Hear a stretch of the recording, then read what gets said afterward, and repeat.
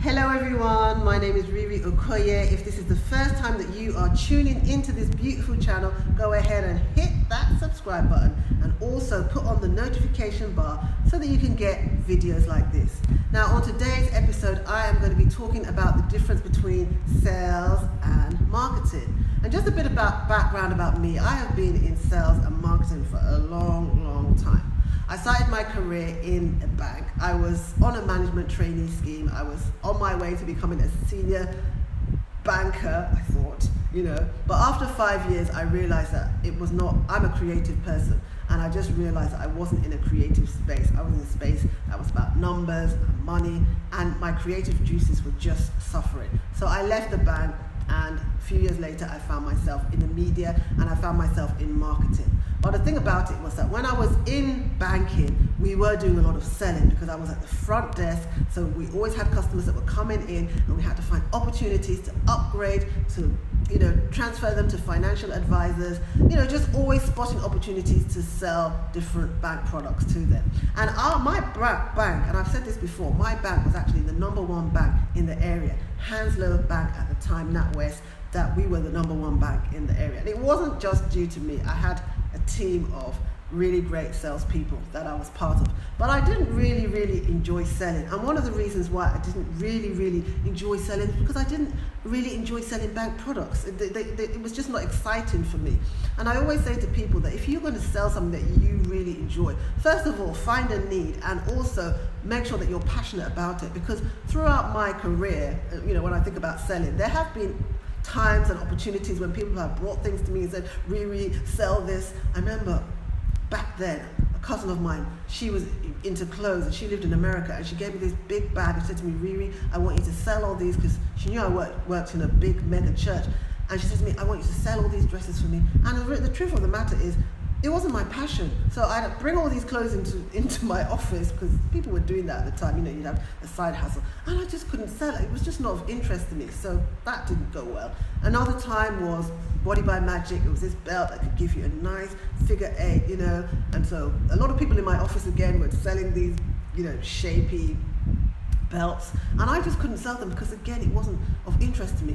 And the last one I think about is one called Body by Vi. I got into it because I did lose a lot of weight, but after a while, when you stop all that juicing and everything, I got back to my, like how I was before. So I just couldn't sell it either. It was a season, all these things were seasons, but I wasn't really passionate about them. So I always say to people that when you're selling something, you've got to have that passion. You've got to have some kind of interest, First of all, you've got to find a need, but secondly, there has to be passion, because that passion is going to come out when the way you talk about the product, So anyway, let's get back to comparing sales and marketing. So I would say that marketing is about creating a space in the prospect's mind, okay?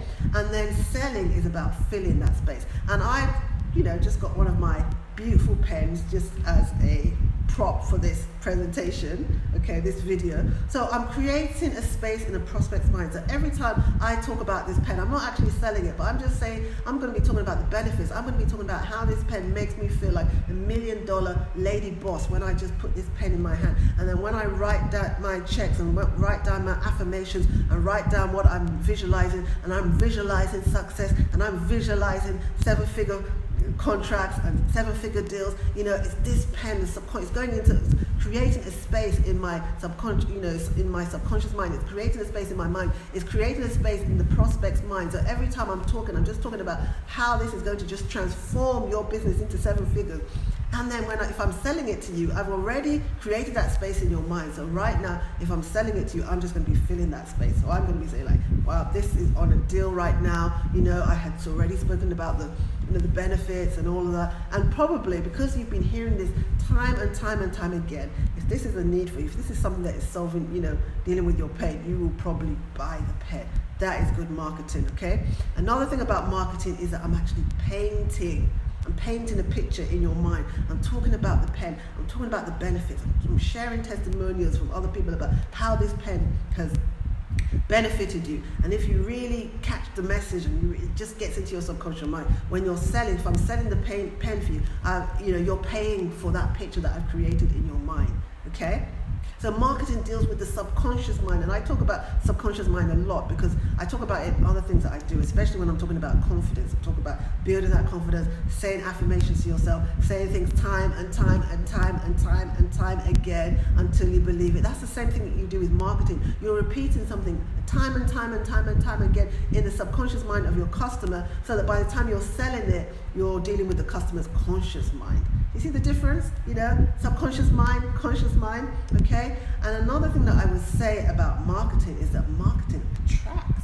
It attracts, okay? So the more marketing you do in terms of attracting the customer, so that the customer says, this beautiful pen, I want this pen now, Riri. I want it now, now, now, now, now. So the customer is actually chasing you because you've got this attractive pen that they want, and you're also going to have that scarcity mindset, so you're going to be like, I've only got 2 pens, So the customer is going to be like, wow, this pen, oh my God, I've been hearing about this pen, I want this pen now, now, now. So it's the customer that is going to be, attracted to the pen. So you're going to have to, so that means that you don't have to sell as much because it's the customer that's going to be like, give me that pen, I want that pen, I want it now, now, now. And that means that you've done your marketing well, I mean, I know that it doesn't always happen like this, but I'm just saying that if you can get into the habit of learning how to, put out those benefits into the subconscious mind, repeating, because remember they said is even when you're selling, a customer doesn't buy instantly. Sometimes a customer is going to